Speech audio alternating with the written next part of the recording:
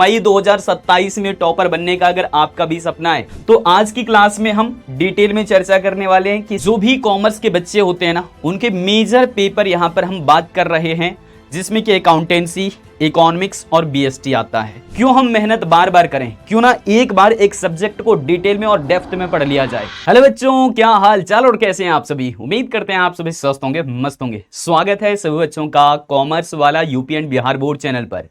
आज की क्लास में बहुत ही बेहतरीन बात आपसे शेयर करने वाले हैं, क्योंकि मई 2027 में टॉपर बनने का अगर आपका भी सपना है तो मई से आप शुरुआत कर सकते हैं। 2027 में टॉपर आपको अगर बनना है तो मई से शुरुआत कर सकते हैं। लेकिन कौन कौन सा काम करना होगा, कैसे कैसे रणनीतियों को अपनाना पड़ेगा, आइए देखते हैं। तो आज की क्लास में हम डिटेल में चर्चा करने वाले हैं कि सेल्फ स्टडी कितने टाइम चाहिए, क्या हमें पीवाईक्यूज अभी से सोने की आवश्यकता है या नहीं। फिर बात करेंगे इंपॉर्टेंट क्वेश्चंस पर और फिर नोट्स के ऊपर में, जो बहुत बहुत बहुत जरूरी हैं। तो आइए जरा इस पर बात करें। सबसे पहले जो भी कॉमर्स के बच्चे होते हैं ना, उनके मेजर पेपर यहां पर हम बात कर रहे हैं, जिसमें कि अकाउंटेंसी, इकोनॉमिक्स और बीएसटी आता है। इसके अलावे हो सकता है बहुत सारे बच्चों का ऑप्शनल पेपर में इकोनॉमिक्स ना हो करके मैथमेटिक्स हो, या फिर कोई अदर पेपर भी हो सकते हैं। लेकिन मैं यहां पर बात करने वाला हूं कि अगर आपके 3 पेपर आ रहे हैं ऐसे, तो यहां पर आप कैसे कौन सी रणनीति फॉलो करोगे। अकाउंटेंसी जो है वो हमेशा से कहा जाता है ये नंबर का खेला भैया। ये क्या है, नंबर का खेला है। यहां पर आपको पूरे जो न्यूमेरिकल भी सॉल्व करने होंगे और थ्योरी भी समझना होगा। दूसरा आता है इकोनॉमिक्स, जिसमें कि बच्चे डायग्राम से भागते हैं, टेबल से भागते हैं। आपको उसी पर कमांड बनाना है, क्योंकि बिना टेबल बिना डायग्राम के इकोनॉमिक्स में नंबर नहीं मिलते हैं, सीधी बात। व्यवसाय अध्ययन में बात करें तो यहां पर थ्योरी बहुत ज्यादा इंपॉर्टेंट है, और थ्योरी को अच्छे से कंप्लीट करने के लिए केस स्टडी भी आपको बहुत अच्छे से देखना पड़ेगा। ज्यादा से ज्यादा जब केस स्टडी करोगे तो आपके कंसेप्ट यहां से मजबूत हो जाएगा। साथ ही साथ जितने भी थ्योरी होते हैं उनके हेडिंग्स आपको पकड़ बनाने हैं। तो ये रहे 3 मेजर पेपर के 3 बड़ी बातें जो मैंने शेयर किया अभी।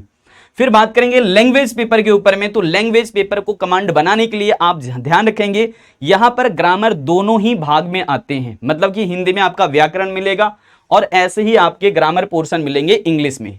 लेकिन कम्युनिकेशन बेटर करना है ना फ्यूचर के लिए, तो इसीलिए जरूरी है कि आप यहां पर इन लैंग्वेज के ऊपर भी सामान्य तौर पर भी ध्यान रखेंगे। और आपको गहराई से अगर जानना है तो इनके ग्रामेटिकल पोर्शन जरूर कमांड बना लीजिए, जो कि आगे भी आपको काम देने वाला है।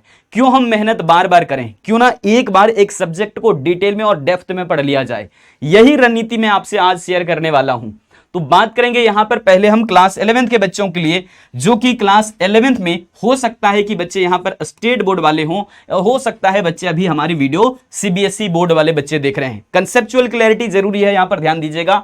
जो भी बच्चे यूपी एंड बिहार बोर्ड से आते हैं या फिर किसी भी स्टेट बोर्ड से आते हैं, उनके 2 पेपर होते हैं क्लास 11th में अंदर, स्टैटिस्टिक्स और एक होता है इंडियन इकोनॉमिक डेवलपमेंट। यानी कि एक आपका सांख्यिकी और दूसरा है भारतीय आर्थिक विकास। ये क्लास 11th इकोनॉमिक्स के अंदर आता है, यूपी, बिहार एंड बाकी स्टेट बोर्ड के अंदर भी।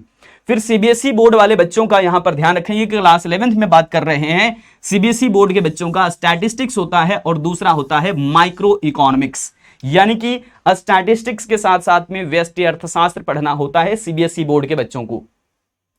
फिर क्लास 12th में जब आते हैं तो यहां पर state board, UP and Bihar board और बाकी स्टेट बोर्ड के बच्चों को माइक्रो इकोनॉमिक्स पढ़ना होता है क्लास 12th में, यानी कि व्यष्टि अर्थशास्त्र। और यहां दूसरा भाग पढ़ना पड़ता है मैक्रो इकोनॉमिक्स, यानी कि समष्टि अर्थशास्त्र। तो यूपी बिहार बोर्ड के बच्चों को माइक्रो और मैक्रो इकोनॉमिक्स पढ़ना होता है, जो कि मैं आपको बहुत ज्यादा डिटेल में दोनों पेपर लेकर के चलता हूं, जैसा कि आपका सिलेबस है, जैसा कि आपका पैटर्न है। ठीक, बात करेंगे सीबीएसई बोर्ड के बच्चों का यहां पर, तो उनके होते हैं पेपर क्लास 12th में मैक्रो इकोनॉमिक्स और फिर एक होता है इंडियन इकोनॉमिक डेवलपमेंट। यानी कि ये जो इंडियन इकोनॉमिक डेवलपमेंट वाला पेपर है सीबीएसई बोर्ड का बच्चों का 12th में आता है। यहीं पर स्टेट बोर्ड के बच्चों का देखेंगे तो ये क्लास 11th में ही आ जाता है। सो इस बात को ध्यान रखिएगा, इसीलिए हमने आपको पूरा दोनों क्लास का बताया है यहां पे। फिर बात करते हैं अब हम लोग यहां कि आखिर में जब आप क्लास 12th पास आउट हो जाओगे तो उसके तुरंत बाद भी आपके पास एक नया सा पड़ाव आता है जिसका नाम है CUET। अब CUET देना जरूरी इसलिए होता है ताकि आप बढ़िया कॉलेज में, जिसको हम कहते हैं ना सेंट्रल लेवल के कॉलेज में, यानी कि हम सेंट्रल यूनिवर्सिटीज के अंदर आने वाले कॉलेजेस में एडमिशन पाना चाहते हैं, बढ़िया कोर्स के साथ अपने बढ़िया कॉलेज का चुनाव करके आगे फ्यूचर सेट करना चाहते हैं, तो इसके लिए जरूरी है कि आप जो है यहां पर CUET एग्जामिनेशन को दें, क्योंकि यह एक एंट्रेंस टेस्ट होता है जो कि भारत के हर बच्चा दे सकते हैं, चाहे तो किसी भी बोर्ड से होते हैं। और यहां पर लैंग्वेज मायने नहीं रखता कि आप कौन से मीडियम लेना चाहते हो। सो ध्यान रखिएगा, सभी बच्चों को एक साथ बैठने का मौका मिलता है इस एंट्रेंस टेस्ट में। तो जब आप 2027 में CUET देने जाएंगे तो आपको वहां इकोनॉमिक्स के अंदर ये पेपर्स देखने को मिलेगा, माइक्रो इकोनॉमिक्स, मैक्रो इकोनॉमिक्स और इंडियन इकोनॉमिक डेवलपमेंट। इसका मतलब हुआ कि यूपी बिहार के बच्चे, जो हमारे स्टेट बोर्ड वाले बच्चे हैं, वो इंडियन इकोनॉमिक डेवलपमेंट तो क्लास 11th में ही पढ़ चुके हैं और क्लास 12th में आकर के ये दोनों पेपर पढ़ते हैं स्टेट बोर्ड वाले बच्चे हमारे यूपी एंड बिहार के। सो यहां पर बात करेंगे micro, macro, Indian economic development, तीन पेपर का आपको एक साथ में एग्जाम लिया जाता है जब, तो ये CUET 2027 जब आप देने जाएंगे तो वहां पर भी आपका ये 12th वाला ही सिलेबस काम करेगा, 11th का ही एक पार्ट आपका काम करेगा। समझ में आ गया है? तो तैयारी क्यों ना हम एक बार में ही करें, जबरदस्त तरीके से करें ताकि हमारा ये भी टारगेट हो जाए। नेक्स्ट देखिएगा यहां पे अगला हम बात कर रहे हैं, सर बहुत सारे बच्चों का एक ही मानना है, सर हम बढ़िया स्कोर करना चाहते हैं, हमारी सोसाइटी में इज्जत हो जाए, लेकिन इसके लिए क्या आप घर बैठे बस आप सोचते रहोगे तो आराम से आपके रिजल्ट आ जाएंगे? जी नहीं, इसके लिए आपको प्रयास करने होंगे, मेहनत करना होगा, डेडिकेशन देना होगा और जरूरी है कि आप सेल्फ स्टडी अपना जरूर करें। बहुत सारे बच्चे सिर्फ लेक्चर लगाते हैं, उनको लगता है कि हमको सब आता है, आता जाता कुछ नहीं है, लिख नहीं पाते हैं। तो उसमें कमी किस चीज की है? कमी है कॉन्फिडेंस नहीं बन पा रहा है, क्योंकि आपने सेल्फ स्टडी नहीं करा, सिर्फ लेक्चर देखा, तो आंखों ने देखा लेकिन हाथों ने लिखा नहीं, तो इसलिए आपके प्रैक्टिस हुए नहीं, रिवीजन हुए नहीं, तो आप लिख नहीं पाते हैं, आप फंस जाते एग्जामिनेशन में जाकर के। सेल्फ नोट्स यहां पर बनाइए, यानी कि खुद के लिखे हुए नोट्स तैयार करिए। बड़े भैया का, बड़ी दीदी का नोट्स फॉलो मत करिए, क्योंकि उनके नोट्स पुराने हो गए, एक तरीके से समझ लो। उन्होंने कहां पर कौन से वर्ड लिखे हैं वो तो उनको ही पता है, आप लिखेंगे अपने हाथों से तो आपको पता रहेगा कहां पर आपने कौन से वर्ड लिखे हैं, और आप बहुत बारीकी से उसको रिवीजन भी कर पाएंगे अच्छे से। ठीक है, इसलिए कह रहा हूं कि खुद के नोट्स तैयार करिएगा। रिवीजन बहुत ज्यादा जरूरी है, कैसे और कब करोगे आगे बात करेंगे। फिर इंपॉर्टेंट क्वेश्चंस अभी से मत लगाइए, अभी सिर्फ आपको ओवरऑल चीजें कवर करना है। इंपॉर्टेंट क्वेश्चंस कौन से होंगे ये सारी जानकारी हम इसी चैनल के माध्यम से आगे अपडेट कर देंगे। अभी पहले तैयारी तो शुरुआत करो, और अभी से अगर आप इंपॉर्टेंट क्वेश्चन ही केवल हाईलाइट करके पढ़ेंगे तो अभी तो पूरे साल भर आपके पढ़ा हुआ है, फिर आप साल भर क्या करोगे? तो इसलिए जो है वो सबसे पहले क्या करने हैं, सिलेबस और पैटर्न को देखते हुए आप अपना पहले नोट्स तैयार करिए, हैंड रिटेन नोट्स, और उसको रिवीजन करिए जितना ज्यादा हो सके। फिर आपके अभी इंपॉर्टेंट क्वेश्चन पर चर्चा हम नहीं करने वाले हैं और आपको भी नहीं करना है। ठीक है जी। और प्रीवियस ईयर क्वेश्चन पेपर को अभी छूइए मत। बहुत सारे बच्चे क्या गलती करते हैं, एक चैप्टर पढ़ा, प्रीवियस ईयर क्वेश्चन पलट देते हैं, उनको लगता है कि अब हम सॉल्व कर लेंगे। भाई साहब वो पूरे सिलेबस से ही क्वेश्चन बनाए गए हैं और आप एक चैप्टर पढ़ करके PYQ सॉल्व करने चले गए। यही आपकी सबसे बड़ी गलती है, जहां से आपको पूरा कहें तो डिस्ट्रैक्शन मिलता है, इसके अलावा कुछ नहीं। आपको फिर लगता है कि यार पढ़ाई बोरियत है, फिर आप बीच में ही छोड़ देते हैं। इसलिए मैं कह रहा हूं कि अभी आपको ओवरऑल समंदर उठा नहीं लेना है, ये समंदर है अपने आप में, इसको मत उठाइए। ये PYQs बाद में देखने की चीज है, पहले आप तैयार तो हो जाइए, पहले आप तैयारी तो कर लीजिए, फिर आप समझदारी के साथ यहां दोनों में काम करने वाले हैं 4 और 5 पॉइंट पर। ठीक है जी। नेक्स्ट देखो, वो दिन हम इंतजार कर रहे हैं जब आपका कॉल आए, जब आपका मैसेज आए, सर हमारे रिजल्ट आ गए, हम बहुत खुश हैं। उसी दिन का इंतजार करते हैं हम, और इसीलिए तो आपका ये पूरा प्लान हम शेयर करने वाले हैं अभी, कि आखिर में अब आप क्या करोगे और क्या नहीं करोगे, किसे ध्यान रखना है। सबसे पहले तो आप लगातार बने रहिए, कंसिस्टेंसी बहुत ज्यादा जरूरी है। अकाउंटेंसी तो बिल्कुल मत छोड़ना, नंबर का खेल है। इकोनॉमिक्स आपके जो है टेबल एंड डायग्राम का खेल है। फिर VST आपका थ्योरेटिकल पेपर होगा, केस स्टडी फोकस करना है। और इसी प्रकार से लैंग्वेज वाले पेपर में ग्रामेटिकल पोर्शन और साथ साथ में किताब आपको ध्यान रखना होगा, आगे जिक्र करने वाले और भी डिटेल में। अपने हैंड रिटेन नोट्स जरूर बनाइए, जैसे कि हमने पहले भी जिक्र किया। डेली टारगेट बनाओ कि आज हम अकाउंटेंसी में ये टॉपिक पढ़ने वाले हैं और पढ़ करके ही रहेंगे। जब तक टॉपिक क्लैरिटी नहीं मिलेगी तब तक हम उठेंगे नहीं। ये टारगेट बहुत जरूरी है, क्योंकि टाइम टेबल तो सब बनाते हैं, टारगेट टेबल बहुत कम बच्चे बनाते हैं और आपको बना करके उसे फॉलो भी करना होगा। तो टारगेट टेबल आप कैसे बनाओगे, अगर इसकी जानकारी चाहिए, आप डिटेल में जानना चाहते हो, तो मुझे कमेंट करके बता देना। स्पेशली केवल और केवल इस टॉपिक पर हम वीडियो बना देंगे 5 से 7 मिनट की, जिससे कि आपको बहुत ज्यादा हेल्प हो जाएगा। और हाँ जी, यहां पर जब भी आप मोबाइल खोलते हैं ना लेक्चर देखने के लिए, पता चलता है बीच में ही ऐड आ गया और उसकी वजह से आप भटक गए और फिर आप वापस टॉपिक या ट्रैक पर आ ही नहीं पाए। तो ये डिस्ट्रैक्शन से आपको बचना पड़ेगा और इसके लिए जरूरी है कि सोशल मीडिया तो देखिए। हम नहीं कहते कि आज के जमाने आप उन चीजों से पीछे रहिए, हम तो कहते हैं हर जगह बने रहिए, लेकिन उसका एक टाइम लिमिट लगाइए। मतलब फिक्स करिए कि वो चीजें हमें कब देखना है और कब नहीं देखना है। बात समझ रहे हो ना। इसको भी अपना जो है अलग इंटरटेनमेंट चाहिए होता है। हालांकि इंटरटेनमेंट का कोई खास डेफिनेशन हम यहां पर नहीं दे रहे हैं, लेकिन आपसे हम जरूर जिक्र करेंगे कि आप अपने आप को इस तरीके से इंगेज करिए। स्वस्थ रहने की एक ही तरीका है और व्यस्त रहिए। व्यस्त रहेंगे ऑटोमेटिक आप जो है डिस्ट्रैक्शन से बचेंगे। और व्यस्त रहने का एकमात्र तरीका है कि एक पेपर में अगर आप बोर हो गए हैं लंबे समय तक पढ़ते पढ़ते, तो दूसरे सब्जेक्ट को पलटिए, दूसरे टॉपिक को पलटिए और इस प्रकार से अपने अंदर नया मिठास पैदा कर सकते हैं पढ़ने के लिए। समझ गए होंगे। नेक्स्ट देखेंगे यहां पर। अब आपके कुछ कॉमन मिस्टेक होते हैं जिसकी मैं गिनती करवा देता हूं। बहुत सारे बच्चों की ये गलती होती है। सबसे पहली गलती तो मैंने लास्ट में लिखा हुआ है, ये बहुत इंपॉर्टेंट है। यहां पर देखो, शुरुआत से बात करेंगे। दूसरे का नोट्स पढ़ना बंद करिए। ये जरूरी नहीं है कि आप बड़े भैया बड़ी दीदी का नोट्स ही फॉलो करेंगे। बहुत सारे बच्चे गलती यही करते हैं कि दूसरे का नोट्स उठा लेते हैं और फिर उनको पढ़ना शुरू कर देते हैं। खुद का नोट्स बनाइए। हैंड रिटेन नोट्स आपका होना चाहिए।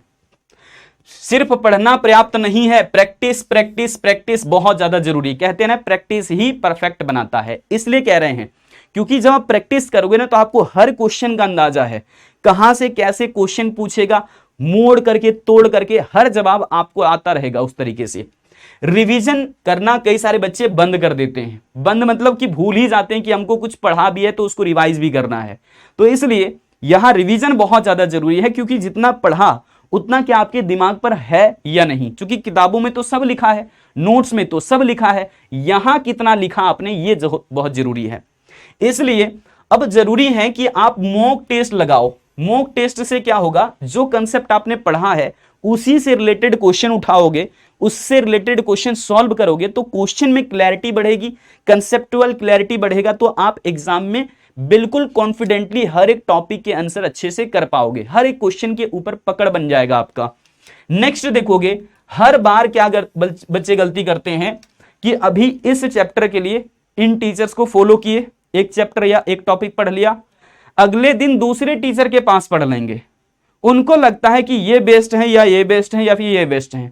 भाई साहब 2-4 दिन समय ले लो। मैं तो कहता हूं कि अगर तुम जो हो ना 15 मई से भी शुरुआत कर रहे हो, 10 मई से भी शुरुआत कर रहे हो, तो यहां पर देखो बड़ा जबरदस्त बात कहने जा रहे हैं। जबरदस्त बात ये कि अभी आप टीचर्स को पहले फॉलो करना सीखिए।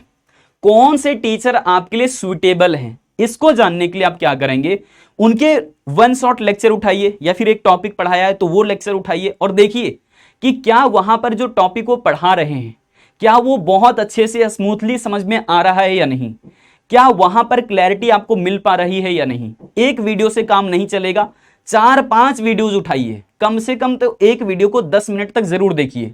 आगे पीछे जहां से भी देखना हो आप देख सकते हैं, कोई दिक्कत नहीं आगे पीछे बढ़ा करके।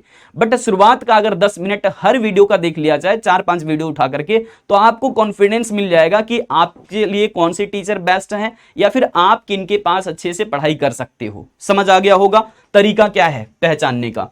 अब टारगेट टेबल, बहुत सारे बच्चे तो टाइम टेबल बना लेते हैं, बहुत अच्छे से सुंदर सुंदर हैंडराइटिंग में सजा करके लिख करके दे देते हैं, दीवार में चिपका देते हैं। भाई साहब वहीं पर लटक कर रह जाते हैं वो, और आप उनको नजर तक नहीं डालते, उनकी तरफ इशारा भी नहीं करते कि अब आपको पढ़ना भी है। तो आप टारगेट टेबल बनाओ, टाइम टेबल नहीं, टारगेट टेबल। टारगेट टेबल में क्या होगा, सबसे पहले तो आप सब्जेक्ट वाइज चीजों को अरेंज करिए कि इससे आप कितना घंटा समय देने वाले हैं। तो जो मेजर पेपर आप में आते हैं अकाउंट्स में हैं, जनरली तो लोग समझते हैं कि कॉमर्स का मतलब अकाउंट इतने बड़े सिलेबस है इसमें कि लोग कॉमर्स का मतलब अकाउंट समझ लेते हैं कई बार। इसलिए अकाउंटेंसी यानी कि लेखा शास्त्र जो है वो कम से कम तो आपका 2 घंटा समय लेगा। यहां पर आपके थ्योरी और न्यूमेरिकल पार्ट ज्यादा इंपॉर्टेंट है, फोकस एरिया यहां पर ध्यान रखना है आपको, ठीक है जी। दूसरा, बीएसटी यानी कि बिजनेस स्टडीज व्यवसाय अध्ययन को आपको 1 से 1.5 घंटा समय देना है। 1.5 घंटा तो समय इसलिए लग जाएगा क्योंकि आप इनके थ्योरी जब पढ़ोगे तो इनमें बहुत सारे छोटे छोटे सब हेडिंग आएंगे, हेडिंग आएगा, फ्लो चार्ट आएगा, फ्लो चार्ट बहुत इंपॉर्टेंट हो जाता है, तो आप थ्योरी और हेडिंग्स पर मेन ध्यान रखेंगे बीएसटी के अंदर। नेक्स्ट आपका आता है इकोनॉमिक्स, जो कि मैं आपको पढ़ाता हूं, ठीक है जी।